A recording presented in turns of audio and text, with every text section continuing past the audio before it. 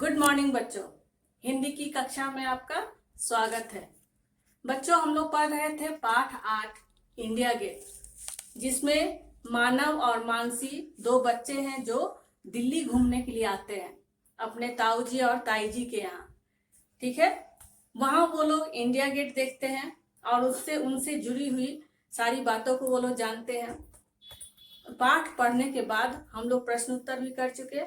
इसके बाद हम लोग भाषा ज्ञान कर रहे थे। आइए हम लोग भाषा ज्ञान कंटिन्यू करते हैं। भाषा ज्ञान का नंबर 1 जो था वो हो चुका था। ठीक है, पहले से ही आज हम लोग करेंगे नंबर 2, शब्दों में सही वर्ण पर अनुस्वार या बिंदु। ठीक है, अनुस्वार लगाकर शब्द को फिर से लिखो। आपको शब्द को फिर से लिखना है, इसे कॉपी में करना है।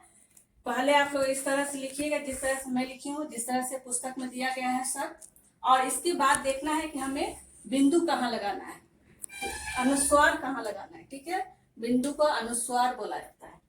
तो इडिया, इडिया तो इस तरह से तो कोई शब्द नहीं है, तो इस पे बिंदु हम लोग सही जगह लगाएंगे तभी कोई शब्द बनेगा, सटीक शब्द। तो कहाँ लगेगा बिंदु? ई के जस्ट ऊपर में। तो देखना होगा, कहीं भी नहीं लगा देना है। जैसे आप लोग कभी कभी क्या करते हैं, बिंदु लगाते समय जहां मन करता है ऐसे कहीं भी इस तरह से लगा दिए, अब पता ही नहीं चलता ये बिंदु कहाँ है, इधर है कि इधर है कि इधर है। ठीक है, और एक तो उतना ऊंचाई पर है। तो जब भी आप बिंदु लगाइए सही जगह पर। तो इंडिया के अगर ई के ऊपर बिंदु लगाना है तो ठीक मुझे इसके ऊपर लगाना होगा। इसका जो लाइन है, ये जो लाइन देख रहे हैं, ये लाइन, इसके ऊपर मुझे बिंदु लगाना होगा। ठीक है, इंडिया। उसी तरह मन पसंद, ये शब्द क्या बनेगा? मन पसंद। तो अभी बिंदु कहाँ लगाना है? मन पसंद, जहां न का उच्चारण हो उससे जस्ट पहले, यानी पसंद। द के पहले हम लोग न का उच्चारण करते हैं, तो यहाँ बिंदु लगेगा स के ऊपर में। तो अभी देखते हैं कहाँ लगेगा। मन पसंद, तो बिंदु अब यहाँ नहीं लगा देंगे, ऐसे नहीं लगा देंगे या ऐसे नहीं लगा देंगे। ठीक है, अगर इस तरह से लगाएंगे तो गलत हो जाएगा। सही जगह पे बिंदु लगाना है, स की जो ये लाइन है इस पर। ठीक है, मन पसंद। फिर इसके बाद है संसद, संसद लिखा हुआ है, संसद।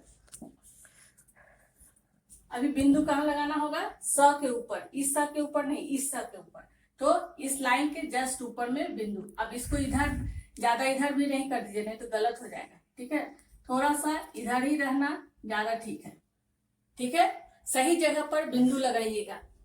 संग्रहालय, संग्रहालय,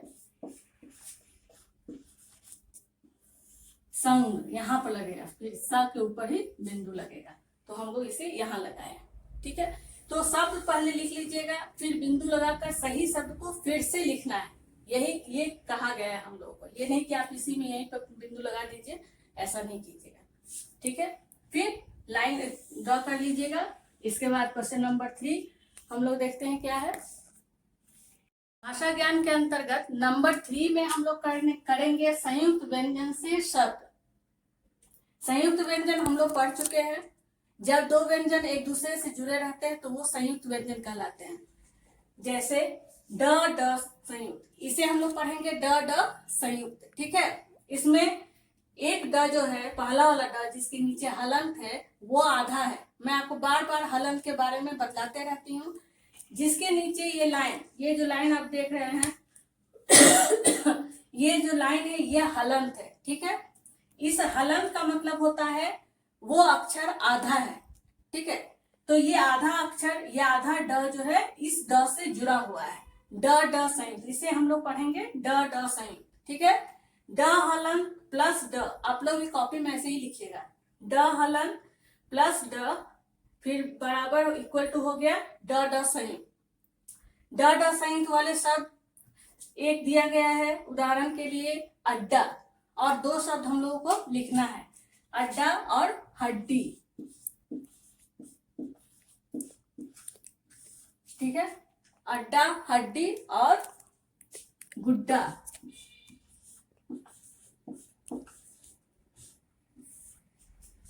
ठीक है, इसके बाद दूसरा है द ध संयुक्त। द ध संयुक्त में भी वही है, ये जो द देख रहे हैं, द के नीचे क्या है, हलन, तो इसका मतलब है द आधा है और वो ध से जुड़ा हुआ है। द ध संयुक्त। प्रसिद्ध, ठीक है, इससे जो शब्द है वो है प्रसिद्ध। फिर प्रसिद्ध के बाद युद्ध,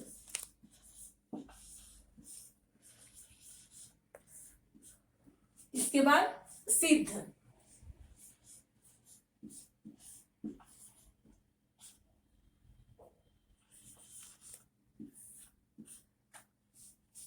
ठीक है। इसके बाद है ट ट संयुक्त। इस ट में भी एक ट जो है पहला ट, ये ट हलन, ये आधा है, वो ट से जुड़ा हुआ है, ट ट, ठीक है। छुट्टी, इसके बाद मिट्टी,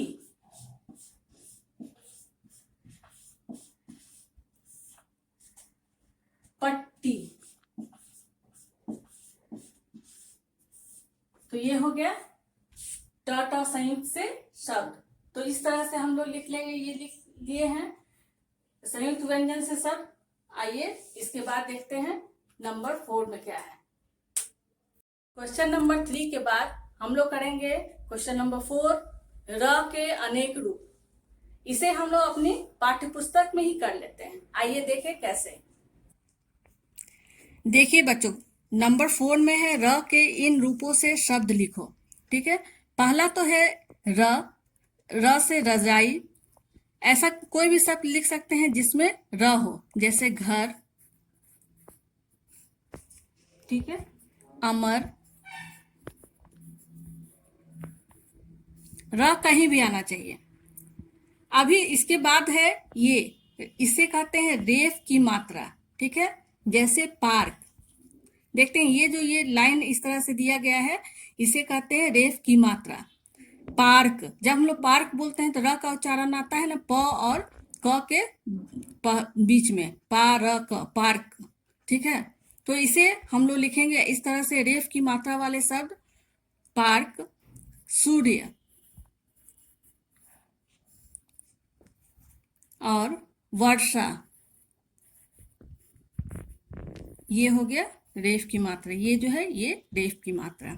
इसके बाद है ये र की मात्रा। ये भी र का ही एक रूप है। जब हम लोग ग लिखते हैं या द लिखते हैं, उसके नीचे इस तरह से कर देते हैं, तो ये हो गया संग्रहालय, ठीक है। ये जो है ये भी र का ही एक रूप है, आधा, इससे आधा र का पता चलता है, संग्रहालय। प्रश्न, प्रश्न लिखते हैं, ये जो है ये र की मात्रा, र का एक रूप है। संग्रहालय, प्रश्न और प्रणाम, ठीक है। अभी देखिए, ये इस तरह से कभी आप लोग शब्द देखते होंगे, किसी शब्द के नीचे रहता है, जैसे राष्ट्रीय, इसे भी र का ही एक रूप कहते हैं, इसे पदेन की मात्रा कहा जाता है। आप लोग इतना नाम नहीं अभी जान पाइएगा, तो इसे भी समझ जाइए, ये भी र की मात्रा है, जैसे राष्ट्रीय, ड्रम, ट्रक, ठीक है। तो ये भी हो गया र की मात्रा। तो इस तरह से र का जो रूप है, उससे हम लोग शब्द अपने पुस्तक में ही लिख लेंगे। इसे हम लोग पुस्तक में ही लिखना है, कॉपी में नहीं लिखेगा, ठीक है। आज हम लोग इतना ही करते हैं। इस वीडियो के आधार पर आप लोगों को असाइनमेंट दे दिया जाएगा, आप लोग उसे पूरा कीजिएगा, ठीक है। तब तक के लिए धन्यवाद।